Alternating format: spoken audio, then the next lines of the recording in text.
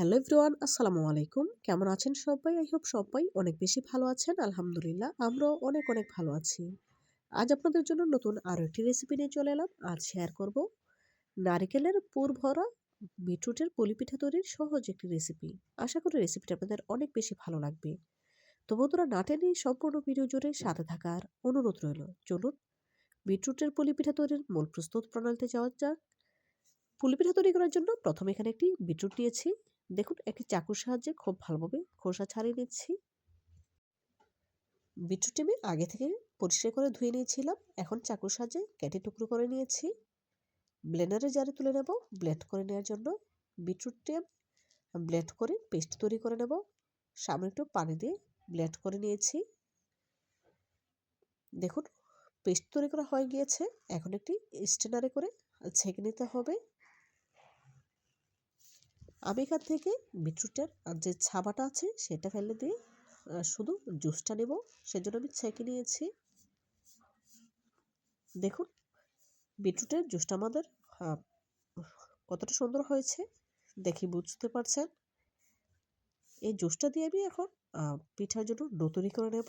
সেজন্য চুলে একটি প্যান বসিয়ে নিয়েছি। প্যানে দিয়ে দিচ্ছি বিটরুটের জুস।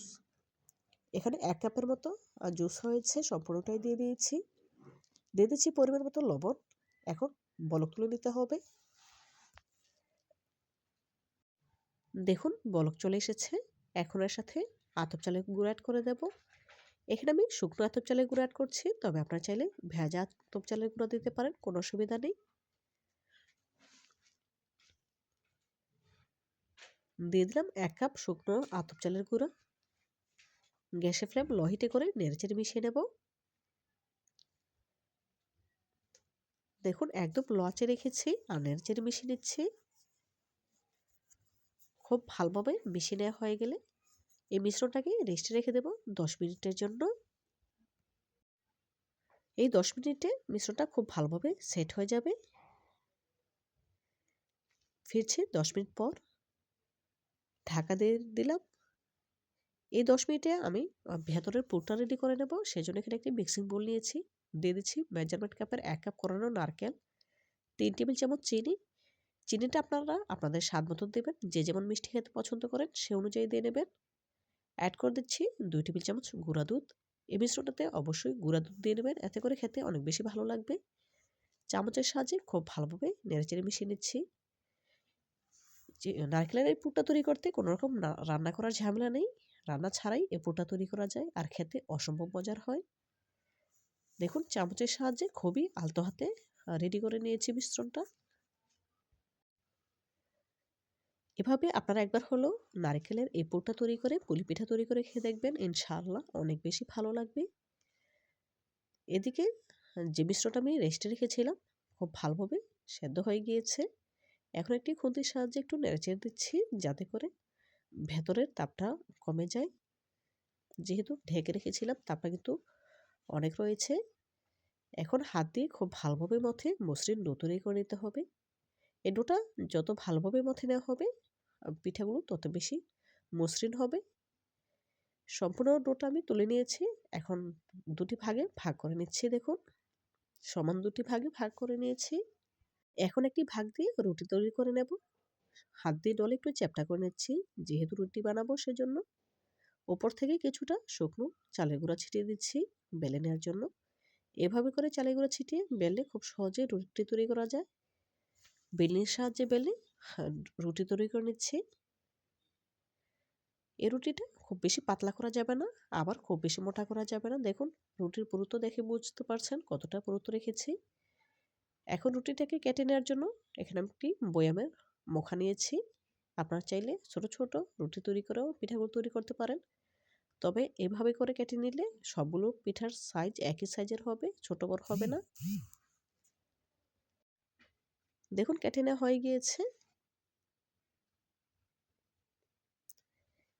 এদিকে যে পুরটা আমি আগে থেকে রেডি করে রেখেছিলাম সেখান থেকে পরিমাণ মতো পুর নিয়ে পিঠাগুলো তৈরি করে নেব।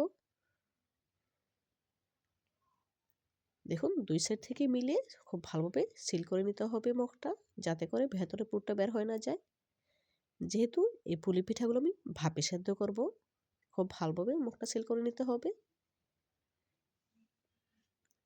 দেখুন একটি পিঠা তৈরি হয়ে গিয়েছে। আপনাদের বোঝার সুবিধার্থে আরও একটি পিঠা তৈরি করে দেখাচ্ছি। দেখুন খুব ভালোভাবে মুখটা সেল করে নিচ্ছি।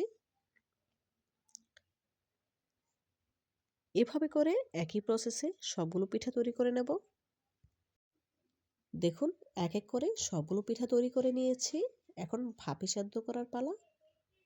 সেজন্য চুলায় একটি পাতিলে পর্যাপ্ত পরিমাণে পানি ফুটিয়ে নিয়েছি। তার উপরে একটি স্ট্যানার বসিয়ে দিলাম। স্ট্যানারের উপরে এক এক করে পিঠাগুলো দিয়ে দিচ্ছি ভাপে সেদ্ধ করার জন্য।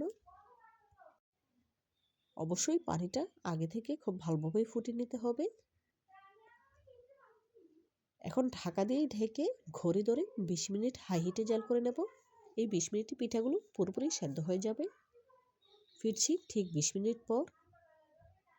20 মিনিট পর ফিরে এলাম। দেখুন পিঠাগুলো আমার ভাপে পুরোপুরি সেদ্ধ হয়ে গিয়েছে। এখন ঢাকা তুলে নেব।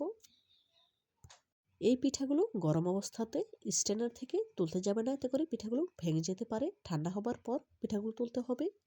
পিঠাগুলো ঠান্ডা হবার পর একটি সার্ভিং প্লেটে সার্ভ করে নিয়েছি। মাশাআল্লাহ, নারকেলের পুরবরা বিটরুটের পুলি পিঠা দেখতে কতটা সুন্দর এবং লোভনীয় হয়েছে দেখেই বুঝতে পারছেন। তো বন্ধুরা, আমার রেসিপিটি ফলো করে আপনারা একবার হলেও বাসায় ট্রাই করবেন আর খেয়ে আমাকে কমেন্ট করে জানাবেন কেমন হয়েছে। আজকের মতো বিদায় নিচ্ছি। দেখা হবে নতুন কোনো রেসিপিতে। ভালো থাকবেন সবাই।